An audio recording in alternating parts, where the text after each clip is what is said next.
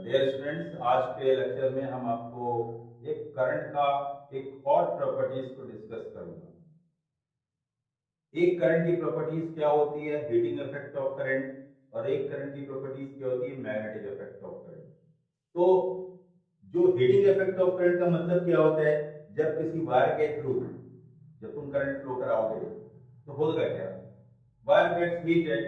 तो वायर का जो हीट हो जाना होता है ना बेटा, वो क्या कहलाता है, वो कहलाता है हीटिंग इफेक्ट ऑफ करंट। और जब किसी वायर के थ्रू तुम करंट फ्लो कराते हो तो वायर के अराउंड मैग्नेटिक फील्ड का प्रोड्यूस हो जाना ना, मैग्नेटिक इफेक्ट ऑफ करंट कहलाता है। कितना बढ़िया सी बात है। यानी करंट के दो इफेक्ट। पहला इफेक्ट क्या था कि वायर क्या होता था, हीट कर जाता था। तो वो करंट का कौन सा इफेक्ट, हीटिंग इफेक्ट। ये क्या होता है, मैग्नेटिक फील्ड का प्रोड्यूस हो जाना, ये क्या कहलाता है, मैग्नेटिक इफेक्ट ऑफ करंट। देखो इसमें हम बहुत अंदर एक्सपेरिमेंट में नहीं घुसेंगे कि और स्टेट एक्सपेरिमेंट, तो ये एक्सपेरिमेंट उसमें टाइम वेस्ट होता है। तो हम लोग सीधे अपने प्रॉपर्टी पे आते हैं कि जो फील्ड प्रोड्यूस होती है उस फील्ड का जो मैग्नीट्यूड होता है उसको कैसे डिफाइन करते हैं। और सबसे बड़ी बात यह है कि इसके डायरेक्शन को भी डिफाइन करना बहुत जरूरी है, क्योंकि जो मैग्नेटिक फील्ड जो इंटेंसिटी आती है, वो जो मैग्नेटिक फील्ड है उसकी स्ट्रेंथ कितनी है और उसका डायरेक्शन क्या है। तो बेसिकली डायरेक्शन पे बहुत ध्यान रखना है। तो सबसे पहले हम लोग डायरेक्शन को डिस्कस करें कि डायरेक्शन क्या होता है। देखो जो हम लोग क्या करते हैं, एक प्लेन यूज करते हैं। हमने एक प्लेन यूज किया, कार्टेशियन। देखो प्लेन है ये। प्लेन का मतलब क्या है, जैसे सपोज करो कि हमने स्पेस लिया और इस स्पेस में हमारे पास क्या है, हमारे पास ये x axis, y axis and z axis. ठीक है ना। मैंने क्या किया कि यहां पर इस प्लेन में मैंने एक वो रखा, क्या रखा भाई, एक वायर को रख लो यार। ये मैंने एक वायर रखा। वायर कैसा है, स्ट्रेट करंट कैरिंग कंडक्टर है, यानी कि ये देखो wire straight current carrying conductor. इस वायर में देखो ये प्लेन के अंदर है। अब इससे क्या होता है कि ये तुम्हारा वाई जो ये तुम्हारा जो फील्ड है, देखो जैसे कि तुम्हारी इसमें तुमने कहा कि सर करंट ऐसे फ्लो कर रही है, ये तुम्हारा पी पॉइंट है, ये तुम्हारा क्यू पॉइंट है। इस वायर के पी से क्यू में क्या है, करंट का फ्लो चल रहा है। अब जब इसमें चल रहा है तो what is the direction of current.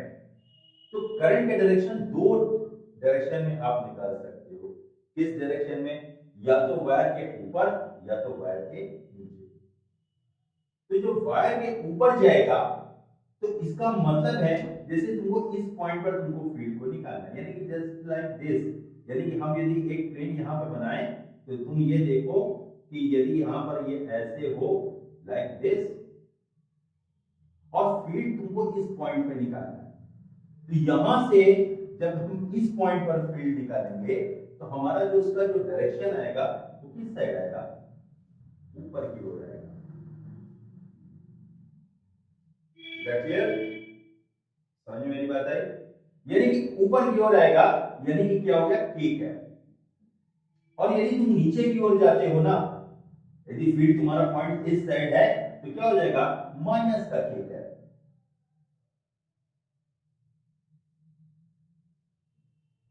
Minus का की कैप का मतलब क्या है, फील्ड इनवर्ड है और फील्ड आउटवर्ड है। इनवर्ड की फील्ड को हम लोग क्रॉस से रिप्रेजेंट करते हैं, आउटवर्ड की फील्ड को हम लोग किससे, बेटा, डॉट से रिप्रेजेंट करते हैं। यानी कि इनवर्ड की फील्ड क्रॉस, आउटवर्ड की फील्ड डॉट। यानी कि सोचो कितना आसान है। जैसे सपोज करो कि ये वायर है लाइक दिस, यहां पे ये वायर है, करंट फ्लो कर रही है मेरे से तुम्हारी ओर, मेरे से तुम्हारी ओर डायरेक्शन ऑफ करंट है, और हमको पॉइंट क्या है, यहां पर है। तो पॉइंट हमारा सोचो कि यहां पर ये पॉइंट है लाइक दिस, ये पॉइंट यहां पर है। अब इस पॉइंट पर हमको फील्ड का डायरेक्शन चाहिए, तो हमने क्या किया, अपने थंब को करंट के डायरेक्शन में लगाया। अब हमारा जो पॉइंट की ओर जो हमारी ये फिंगर्स हैं, ये फिंगर जब कर्ल करेंगे तो किधर आ रही है, ऊपर की ओर आ रही है कि नहीं आ रही है। सोचो कि ये एक्स वाई प्लेन है, इस एक्स वाई प्लेन पर क्या है, हमारा वायर है, वायर क्या रखा है, एक्स वाई प्लेन पे रखा हुआ है, और करंट क्या है, तुम्हारी ओर तुमको दिख रही होगी, और यहाँ पे एक पॉइंट है। तो अब इस पे जो फील्ड का डायरेक्शन आएगा वो किस एक्सिस पे जाएगा, यदि ये एक्स वाई प्लेन है जिसमें वायर रखा हुआ है, तो वो जो तुम्हारा जो फील्ड होगा वो किधर होगा, जेड एक्सिस पे होगा। और जेड एक्सिस में क्या है, आउटवर्ड की फील्ड आ रही है, तो इसका मतलब प्लस के है। Is that clear? यदि यही पॉइंट तुम्हारा इस साइड आ जाए, यदि यही पॉइंट तुम्हारा इस साइड आ जाए, जरा सोचो कि अब कैसे फील्ड का डायरेक्शन करेंगे। करंट का डायरेक्शन तो सेम है, तुम्हारी ओर है, और अब देखो हम ये भी राइट हैंड को इसमें ऐसे लगाते हैं, तो अब देखो इसमें फील्ड किधर आ रही है, नीचे की ओर। तो नीचे की ओर का मतलब क्या है, माइनस का के है। Is that clear? यानी कि फील्ड क्या है, माइनस का के क्या है, माइनस का के क्या का मतलब इनवर्ड, और प्लस का के क्या का मतलब आउटवर्ड। तो इसका मतलब क्या हुआ कि ये जो माने क्या नाम से डायमेंशन माने कि प्लेन में है, और वैसे यदि हम इसको ऐसे करें, जैसे कैसे, मैंने वायर ले लिया, करंट फ्लो करा दिया, ये हो गया। अब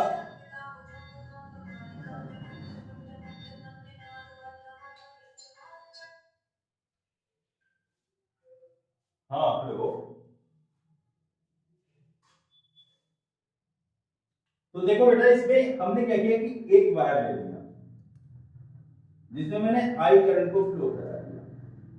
अब आई करंट को जब हमने फ्लो कराया तो हमने क्या किया कि इस पॉइंट को मैंने यहां पे रखा, इस पॉइंट पर तुमको फील्ड निकालना है, और एक इस पॉइंट पर तुमको फील्ड निकालना है। तो जब इस पॉइंट पर जब फील्ड निकालेंगे तो तुम ये देखो कि हमने क्या किया कि थंब को कहां लगाया, in the direction of current. तो फील्ड किधर है, अंदर की ओर है, यानी अंदर का मतलब क्या है, इनवर्ड है, इनवर्ड का मतलब cross. Similarly you can say that कि जब इस साइड पे आओगे तो तुम्हारी फील्ड क्या हो जाएगी, आउटवर्ड आ जाएगी। तो तुम्हारी आउटवर्ड है, तो इसका मतलब क्या हो गया, डॉट। वो तुम्हारा वेक्टर कांसेप्ट था जिसको मैं पहले डिस्कस कर रहा था। ये वाला तुम्हारा क्या है, एक सिंपल वे बहुत आसानी से हो जाता है। अब इसमें क्या है, यदि हम करंट के डायरेक्शन को चेंज करें, करंट के डायरेक्शन को चेंज करने का मतलब क्या होता है कि हमने क्या किया कि करंट को नीचे की ओर कर दिया। यानी कि इसमें क्या था, Q टू P तुम्हारी करंट फ्लो कर रही थी, अब की बार वाले में क्या है, P से Q करंट फ्लो कर रही है। यानी कि डायरेक्शन ऑफ तुमने करंट को क्या किया, चेंज कर दिया, रिवर्स कर दिया। और ऐसा करने से तुमको विश्वास नहीं होगा कि देखो यहाँ पे पॉइंट पे और यहाँ पे पॉइंट पे तुमको क्या मिलेगा डायरेक्शन ऑफ फील्ड। ये तुम्हारा पॉइंट P है। अब इसमें देखो फील्ड कैसे आएगी, इसमें फील्ड क्या है, अब देखो इसमें करंट का डायरेक्शन क्या है, नीचे की ओर है, तो राइट हैंड तुम्हारा जिंदाबाद है। राइट हैंड को हमेशा संभाल के रखना, ये बहुत काम की चीज है। अब देखो इसमें मैंने किया क्या, राइट हैंड में जो सारी फिंगर्स थी उसको मैंने in the direction of point use किया, और करंट के डायरेक्शन मैंने क्या लगाया, थंब लगाया, लगा दिया। अब देखो इसमें कर्ल जब इसको मारते हैं तो हमारी फील्ड किधर की ओर निकल के आ रही है, आउटवर्ड फील्ड आ रही है, तो आउटवर्ड फील्ड का मतलब डॉट। और इस वाले में तुम देखोगे ना जो कितना बढ़िया है, इस वाले में देखो क्या होता है कि अब इसमें क्या करोगे, हम की डायरेक्शन में करंट लगा दिया, पॉइंट योर फिंगर्स की, ये फिंगर किधर की ओर जा सकती हैं, अंदर ही की ओर जाएंगी, तो इनवर्ड फील्ड तुम्हारी इसके अंदर आ जाएगी। अब इससे तुम कंपेयर करो तो तुम कितना बढ़िया चीज पाते हो, जहां जिस पॉइंट पर पहले जो इनवर्ड था अब यहां पर क्या आ गया, आउटवर्ड, और जहां पे आउटवर्ड था वहां पे क्या आ गया, इनवर्ड। ये करंट कैरिंग कोई भी कंडक्टर होगा उसमें बेटा ये काम होता है। इसके बाद हम लोग चलते किसमें है, लूप में चलते हैं, और लूप में डायरेक्शन ऑफ करंट को देखते हैं। तो कोई भी लूप हो, circular loop, square loop, triangle loop, कैसा भी लूप, लेकिन लूप होना चाहिए, क्योंकि लूप क्या होता है, हमेशा क्लोज होता है। तो हमने क्या किया, एक मैंने क्लोज लूप लिया, और उस क्लोज लूप में कोई भी लूप में दो ही तरह की करंट फ्लो कर सकती है, दो ही तरह की करंट का फ्लो हो सकता है। यानी कि तुम्हारा लूप यदि ये है, इस लूप का ये सेंटर है, तो इस सेंटर में डायरेक्शन ऑफ करंट क्या है, एंटी क्लॉकवाइज, और इस वाले में डायरेक्शन क्या है, सोचो कि एक लूप ये है, इसका सेंटर ये है, इसमें डायरेक्शन ऑफ करंट क्या है, क्लॉकवाइज है। अब जरा सोचो जरा सा कि इसमें एंटी क्लॉकवाइज है और इसमें क्या है, क्लॉकवाइज है।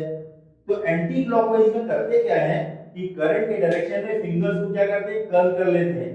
तो जो फील्ड का डायरेक्शन क्या होता है, which is represented by thumb. तो मैंने ऐसे किया, जब इसको कर्ल किया तो थंब मेरा किधर आ रहा है, आउटवर्ड की ओर आ रहा है। तो फील्ड कैसी यहाँ पे आएगी, आउटवर्ड की फील्ड आएगी। यहाँ पर क्या लगा दोगे, डॉट। और इस पॉइंट पर क्या होगा, कौन सी वाइज करंट है, तुमने देखा कौन सी वाइज है, क्लॉकवाइज। तो जो तुम्हारी राइट हैंड है उसमें क्या करो कि फिंगर्स को करंट के डायरेक्शन में कर्ल कर लो, क्लॉकवाइज में कर्ल करो। जब करोगे तो फील्ड किधर आ रही है, तुमको देखो नीचे की ओर आ रही है, डाउनवर्ड आ रही है। तो इसका मतलब फील्ड कैसी आ रही है, इनवर्ड आ रही है। इनवर्ड का मतलब क्या होता है, क्रॉस। इतना क्लियर, ठीक है। ये तो रहा डायरेक्शन की बात, कि डायरेक्शन इस तरह से फाइंड आउट किया जाए। अब इसके मैग्नीट्यूड की बात करें, इसका मैग्नीट्यूड निकलता कैसे। इसके लिए क्या किया कि एक फिजिसिस्ट थे कौन, बायो, उन्होंने क्या किया कि इसके मैग्नीट्यूड को माने कि कैलकुलेट किया। उन्होंने अपना एक लॉ दिया, और उन्होंने लॉ में क्या बोला, जरा ध्यान से देखो कि उसमें बायो सेवर्ट लॉ में क्या किया उन्होंने। उसने क्या किया कि एक करंट कैरिंग कंडक्टर, कोई भी एक करंट कैरिंग कंडक्टर, एक सपोज कर लो ये कोई करंट कैरिंग कंडक्टर है जिसमें तुम्हारी आई करंट क्या कर रही है, फ्लो कर रही है। अब इसमें करते क्या है, एक एलिमेंट चूज कर देते हैं। एलिमेंट चूज करने का मतलब है कि हमने इसके ऊपर एक स्मॉल एलिमेंट ले लिया which is called DL, which is called DL.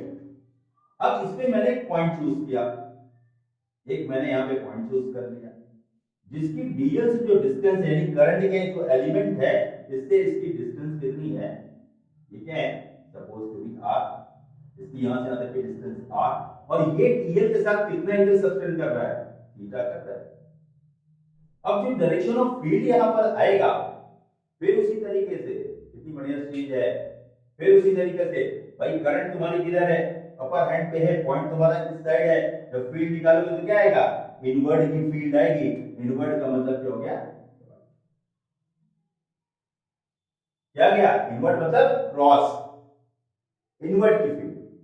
अब जरा सोचो, तो जो इसके स्मॉल एलिमेंट से जो भी फील्ड यहां पे डेवलप करती है, that is called dB. Small element है तो स्मॉल फील्ड डेवलप करेगी। जैसे जैसे ये लेंथ बढ़ती जाएगी, फील्ड की स्ट्रेंथ क्या होती जाएगी, बढ़ती चली जाएगी। क्योंकि इसमें क्या है, आई के साथ डीएल है, और आई के साथ जब डीएल की बात, वैसे डीएल क्या है, एलिमेंट, आई के साथ डीएल ले लोगे तो क्या हो जाएगा, करंट एलिमेंट। आई के साथ ले लोगे तो ये क्या बन जाता है, करंट एलिमेंट बन जाता है। और जब करंट एलिमेंट बन जाता है तो बायो सेवर्ट में बोला गया कि जो स्ट्रेंथ ऑफ मैग्नेटिक फील्ड है which is directly proportional to I, यानी कि जैसे जैसे करंट की मैग्नीट्यूड को बढ़ाते जाएंगे, करंट की वैल्यू को बढ़ाते जाएंगे, तो फील्ड की स्ट्रेंथ क्या होती जाएगी, इंक्रीज करती जाएगी, बिकॉज ऑफ डायरेक्टली प्रोपोर्शनल। फिर उसने बोला dB is directly proportional to dl. Again says that dB is directly proportional to sin of theta.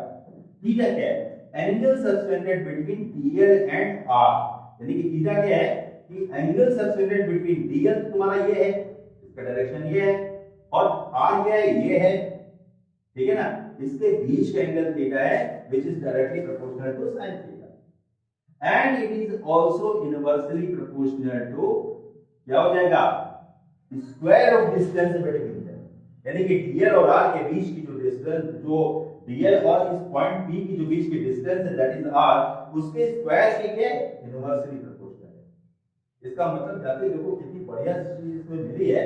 जब हम इसको चारों ये जो इक्वेशंस मिल रहे हैं, इन चारों इक्वेशंस को यदि आप इक्वेट कर लो, ये थर्ड, ये फोर्थ, जब तुमने इसको इक्वेट किया तो dB is proportional to IDL sin theta upon क्या हो जाएगा, r स्क्वायर।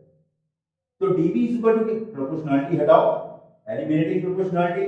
तो जब एलिमिनेटिंग प्रोपोर्शनलिटी, इसका मतलब एक कांस्टेंट को इंट्रोड्यूस करोगे, और कांस्टेंट क्या है, सुनो, mu 0 upon 4 pi IDL sin theta upon r square. जरा सोचो कि यहां पर जो फील्ड है, जो मैग्नेटिक फील्ड है देखो अपॉन में आर स्क्वायर है, इसका मतलब कि जो मैग्नेटिक फील्ड यहां पर प्रोड्यूस हो रही है वो भी इनवर्स स्क्वायर लॉ फॉलो करती है। और वैसे ही इलेक्ट्रिक फील्ड में क्या थी, वहां पर भी जो इलेक्ट्रिक फील्ड की जो इंटेंसिटी होती थी, स्ट्रेंथ होती थी, वो भी इनवर्स स्क्वायर लॉ को फॉलो करती है। यानी कि दोनों जगह पे जो स्ट्रेंथ है वो इनवर्स स्क्वायर लॉ को फॉलो कर रही है। इसका मतलब क्या है कि जैसे जैसे डिस्टेंस बढ़ेगी तो इंटेंसिटी क्या होगी, कम होती जाएगी, रिड्यूस होती चली जाएगी। इसका मतलब कि इसका मैग्नीट्यूड क्या हो रहा है, कम हो रहा है। अब इसके बाद देखो मैंने इसी एक्सप्रेशन को कैसे करेंगे वेक्टर में कन्वर्ट। इसको देखिए हमने क्या किया, इसी को आगे स्टेप बढ़ाया, dv इक्वल टू म्यू 0/4 पाई जो कि i dl, r से मल्टीप्लाई किया, r से डिवाइड किया, लेकिन यहां पे क्या बैठा है, यहां पे r स्क्वायर पहले से बैठा हुआ है। तो जैसे ही नीचे जब तुम r को देखोगे तो r स्क्वायर क्या करेगा, r को चाप देगा, जब चापेगा तो क्या बन जाएगा, r क्यूब बन जाएगा बेटा। और ये क्या है, साइन ऑफ थीटा। अब इसके बाद तुम अपने क्रॉस प्रोडक्ट पे चले जाओ, वेक्टर प्रोडक्ट पे चले जाओ। देखो यहाँ पे क्या पढ़ा था तुमने, ये तुम्हारा यदि a है और ये वेक्टर तुम्हारा b है, इसके बीच का एंगल यदि ये थीटा है तो ये क्या होगा, क्रॉस प्रोडक्ट। और ये क्या मिलेगा, a क्रॉस b। तो यहां पर क्या है, तो a क्रॉस b होता किसके बराबर है, a b sine of theta, a b sine of theta. तो यहां पर क्या है, D DL R sine theta, DL R sine theta, वहां पे ए बी साइन थीटा। तो यानी ए बी साइन थीटा को हम क्या लिख सकते हैं, ए क्रॉस बी। तो इसका मतलब डी आर साइन थीटा को क्या लिख सकते हैं, लिख सकते क्या है, db is equal to mu naught upon 4 pi I by R cube DL cross R. और ये क्या है, यानी कि पूरा साइन थीटा सब पूरा चला गया क्योंकि डीएल क्रॉस आर। तो ये जो strength of magnetic field I Biot-Savart law से ये है। अब देखो जरा सा इसके अंदर ये जो म्यू नॉट अपॉन 4 पाई है, इसकी वैल्यू जो होती है, इसकी वैल्यू जो होती है 10 टू दी पावर क्या होती है, -7 होती है मैग्नीट्यूड की। ताकि यूनिट तो तुम जानते ही हो, इसमें कोई दिक्कत नहीं होगी क्योंकि 12th क्लास में सब बच्चों को यूनिट मालूम है। और एक चीज मैं तुमको और बताना चाहता हूं, तुमने एक फॉर्मूला पढ़ा था 1/4 पाई एप्सिलॉन नॉट, इसकी वैल्यू तुमने पढ़ी थी 9 × 10 टू दी पावर 9। तो what is the relation between epsilon not and mu naught. यानी कि ये परमीबिलिटी का म्यू नॉट क्या है, व्हाट इज वास्तव में म्यू नॉट है क्या, परमीबिलिटी ऑफ फ्री स्पेस, और एप्सिलॉन नॉट क्या है, परमिटिविटी ऑफ फ्री स्पेस। एक परमिटिविटी है और एक परमिएबिलिटी है। अब इन दोनों में रिलेशन को कैसे फाइंड करेंगे, एक छोटा सा ऑब्जेक्टिव क्वेश्चन इसमें पूछे जा सकते हैं। जैसे इसको देख, हम क्या करेंगे, दोनों को डिवाइड कर देंगे, कर दिया भाई, डिवाइड कर दिया। डिवाइड करोगे तो क्या होगा, ये 4 पाई से 4 पाई कर गया, नहीं तो वही 4 पाई तो खत्म हो गए। अब ये एप्सिलॉन नॉट कहां पहुंचेगा, म्यू नॉट के पास। तो ये क्या हो जाएगा, म्यू नॉट एप्सिलॉन नॉट। और यहां पर क्या होगा, 10 टू दी पावर -7 है, इसको डिनोमिनेटर में रखो, और जैसे ही रखोगे तो ये क्या हो जाएगा ना, 10 टू दी पावर कितना हो जाएगा, 60। और ये हो जाएगा म्यू नॉट एप्सिलॉन नॉट, ठीक है ना। इसको क्या लिख सकते हो, 3 × 10 टू दी पावर 8 का स्क्वायर। और 3 × 10 टू दी पावर 8 होता क्या है, that is the speed of light, या speed of wave, electromagnetic wave, या स्पीड ऑफ लाइट। इसको क्या लिख सकते हो, c²। तो इसका मतलब क्या हुआ, mu not epsilon not is equal to क्या हो गया, 1/c²। तो व्हाट अबाउट c, तो c बराबर क्या आ जाएगा, 1/√ऑफ mu not into epsilon not. एक बहुत ही प्यारा सा एक रिजल्ट तुमको मिला कि c इज इक्वल टू क्या है, 1/√ऑफ epsilon not into mu not, वो भी किसमें, स्क्वायर रूट के अंदर है। अब इसके बाद देखो हम लोग आगे की ओर चलते हैं कि एप्लीकेशन ऑफ बायो-सेवर्ट लॉ। अब देखो यार, एप्लीकेशन ऑफ बायो-सेवर्ट लॉ में क्या है कि बायो-सेवर्ट लॉ का एप्लीकेशन किसके लिए है, फाइनाइट लेंथ के लिए भी कर सकते हैं। इसी के जो फाइनाइट लेंथ का जो एक्सप्रेशन आता है उससे हम इनफाइनाइट लेंथ के भी वायर को भी देख सकते हैं। और क्या है कि जब सर्कुलर लूप के अंदर करंट फ्लो कर रही होती है तो उसकी एक्सिस से किसी भी पॉइंट पर तुम मैग्नेटिक फील्ड की स्ट्रेंथ को फाइंड आउट कर सकते हो। ये 3 एप्लीकेशन है और तीनों ही बोर्ड के लिए बहुत इंपॉर्टेंट है।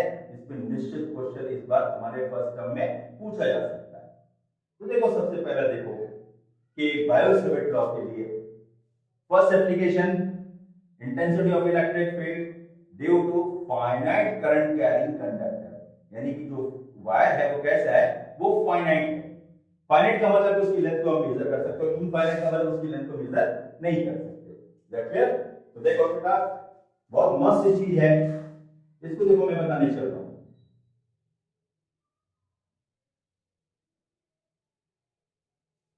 ये बायो-सेवर्ट लॉ का पहला एप्लीकेशन है।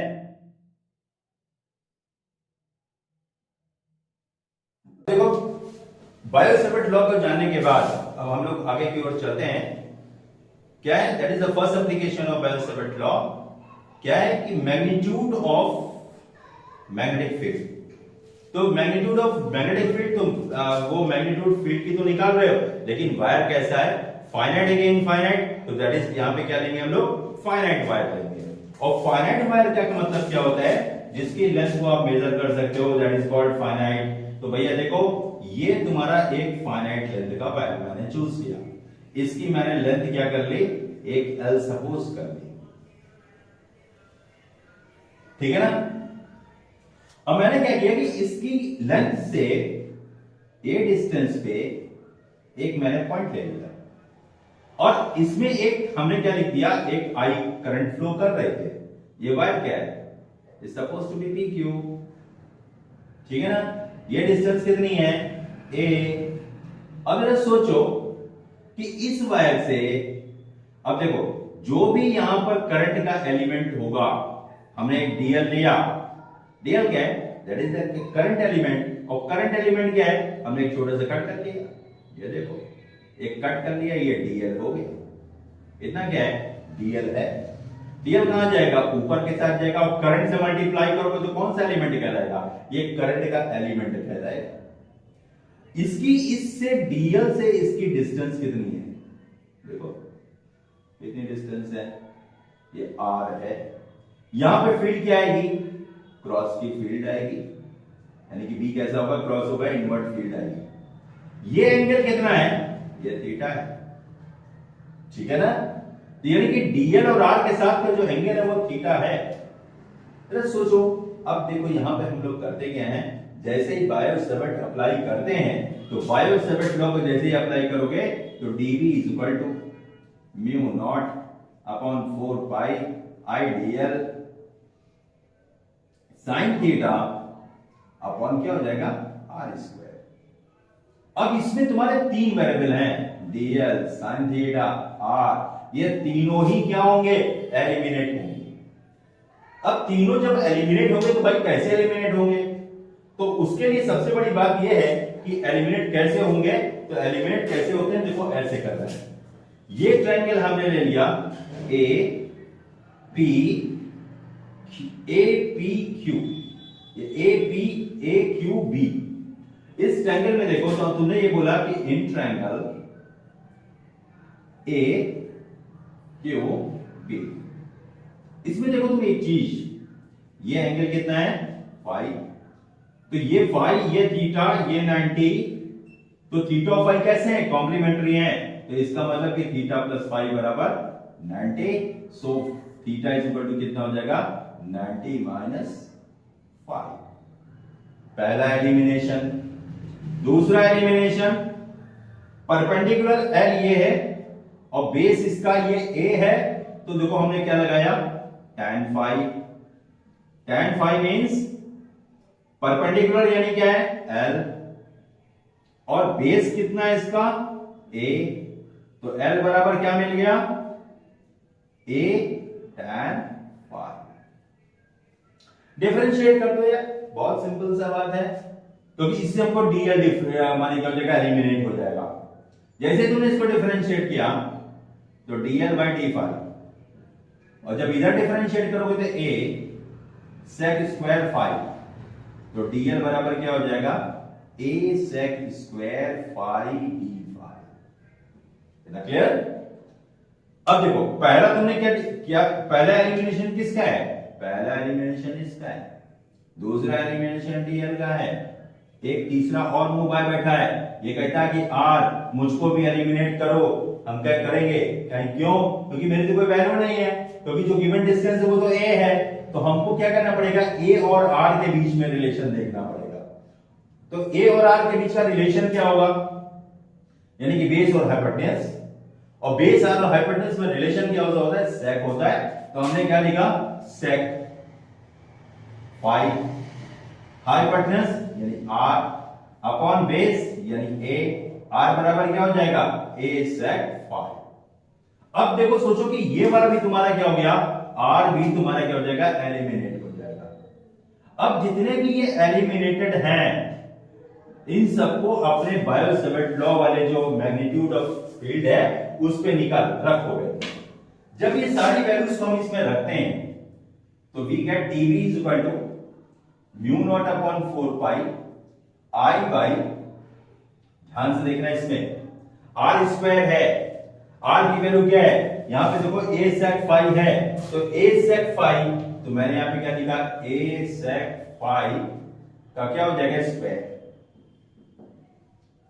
किसको एलिमिनेट किया मैंने, आर को एलिमिनेट किया, डी। अब देखो ये क्या है, साइन थीटा, साइन थीटा है, तो साइन थीटा में थीटा कैसे एलिमिनेट होगा, साइन थीटा की जगह क्या रखोगे, देखो 90 माइनस फाइव, देखो मैंने क्या रखा 90 माइनस फाइव।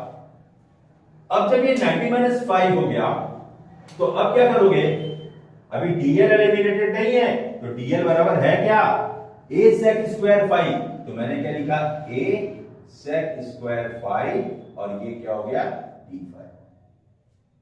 अब सर देखो इसमें क्या कहानी बन रही है, DB is equal to mu naught I upon 4 pi A square sec square five sine 90 minus five that is cos five, और ये तुम्हारा हो गया ए सेक स्क्वायर फाइव, ये क्या हो गया, डी फाइव। ए से ए साफ, सेक स्क्वायर फाइव से सेक स्क्वायर फाइव साफ, यानी कि ये भी खत्म और ये भी खत्म। तो बचा मेरे पास क्या, बचा मेरे पास dB is equal to mu naught I upon 4 pi A, ठीक है ना। अब बचा मेरा फंक्शन, फंक्शन क्या बचा भैया, a cos फाइव, और ये क्या मिला, d फाइव। अब इसमें देखो इसको इंटीग्रेट करते हैं, क्यों, क्योंकि जैसे जैसे फाइनाइट लेंथ बढ़ती जाएगी वैसे वैसे फाइव क्या होगा, चेंज होता जाएगा, क्योंकि फाइव एल के चेंज होने से, देखो डीएल के चेंज होने से एल चेंज होगा, जब एल चेंज होगा तो यार फाइव भी चेंज हो जाएगा। जरा सोचो कि जैसे जैसे ये वायर ऊपर चला जा रहा है ना, ऐसे तो वो इधर से नीचे भी जाएगा ना, यानी कि दोनों साइड जा सकता है। जब दोनों साइड जा सकता है तो देखो इसमें क्या कहानी सेट होती है, तो ये इसकी क्या है, लोअर लिमिट, ये क्या है -5 और ऊपर से क्या होगा, ये क्या है, अपर लिमिट, तो ये कौन सी वैल्यू है, 5 यानी कि -5 से 5 पे ये तुम्हारी इतनी फाइनाइट लेंथ की फील्ड इस पॉइंट पर निकल आएगी। तो जब हम इसको करते क्या है, इंटीग्रेट कर दिए, b is equal to mu naught I upon 4 pi a, ये क्या हो जाएगा, इंटीग्रेशन ऑफ, ये क्या है, इंटीग्रेशन किसका कर रहे हो, किसका कर रहे हो, cos फाइव, ये क्या हो गया, d फाइव, लिमिट क्या है, -5 to 5, और cos फाइव का इंटीग्रेशन बेटा बहुत आसान, cos फाइव का क्या होता है, sin फाइव होता है। इसको रट डालो, जो बायो के स्टूडेंट हैं वो बहुत ध्यान से इसको देखें और इन फॉर्मूलों को बहुत अच्छी तरह से, इंटीग्रेशन है, डिफरेंशिएशन है, इन सब के फॉर्मूलों को अच्छी तरह से तैयार कर लें। अब देखो तुम्हारा b क्या आ जाएगा, mu naught I upon 4 pi a cos five का क्या हो गया, sin फाइव, ये क्या हो जाएगा, -5 to 5। अब इसमें करते क्या यार, इंटीग्रेट तुमने कर लिया है, जब इंटीग्रेट हो गया तो अपर लिमिट माइनस लोअर लिमिट जैसे ही ठोकोगे तुमको तुरंत रिजल्ट आएगा। तो रिजल्ट जब आएगा तो क्या होगा, इसको देखो, अब मैं कर क्या रहा हूं, ये देखो तुम्हारा इधर का पोर्शन है। अब देखो हमको क्या करना है, इसको इंटीग्रेट करना है। मैं यहीं पे कर दे रहा हूं, ध्यान से देखना, तुमको समझ में आएगा। v equal to mu naught I upon 4 pi A sine phi का कॉस फाई, ये माइनस फाई 1, ये क्या हो जाएगा 5। Upper limit minus lower limit, एक मिनट रुको, देखो ये साइन फाई है, यहां पे साइन ही फाई रखो। तो हमने चेंज किया क्या, कुछ नहीं किया। फिर से देखो, मैं क्या कर रहा हूं, इसमें वैल्यू को चेंज कर रहा हूं, तो क्या हो जाएगा sine phi 2 minus sine minus का फाई 1। और साइन माइनस थीटा क्या होता है, माइनस का साइन थीटा होता है। और जब इसको ऐसा करते हो तो कितना बढ़िया सा रिजल्ट मिलता है तुमको, बहुत सही, बहुत प्यारा सा, अच्छा सा। क्या मिला, b equal to mu naught I upon 4 pi A, ये क्या हो गया sine phi 2 plus sine phi 1। यानी कि तुम्हारे बेस के साथ, यानी कि ए के साथ ये एंगल फाई 1 और फाई 2 है। जरा सोचो यार, ये फाई 2 है तो ये वाला एंगल क्या हो गया थीटा, ये हो जाएगा थीटा 2, और ये वाला क्या हो जाएगा थीटा 1। ठीक है ना बेटा, तो ये दोनों क्या है, एक दूसरे के कॉम्प्लीमेंट्री हैं। और जब कॉम्प्लीमेंट्री होते हैं तो ये जो तुम्हारा फाई 1 फाई 2 का रिजल्ट है वो किससे बदल जाएगा, थीटा 1 और थीटा 2 में भी कन्वर्ट हो जाएगा।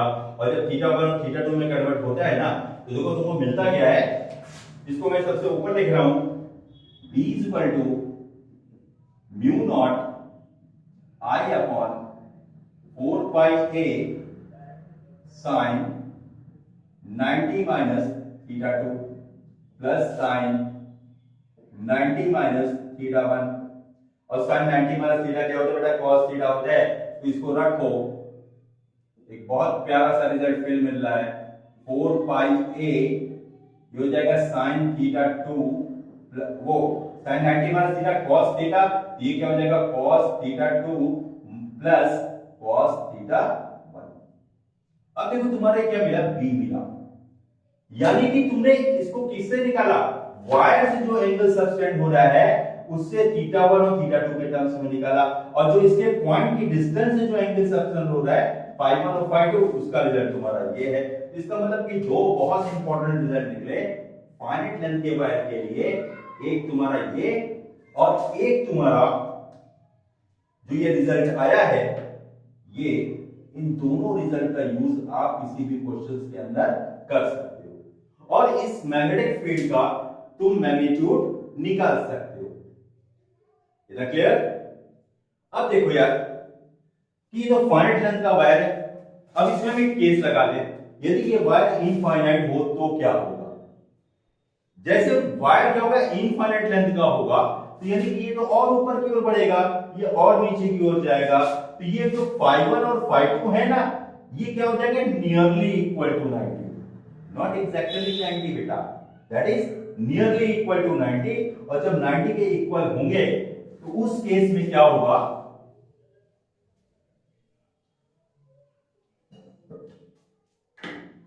तो उस केस में क्या होगा, मेरा b क्या था, b बराबर mu naught upon 4 pi I by A sine phi 1 plus sine phi 2। मैंने कहा फॉर इनफाइनाइट कंडक्टर,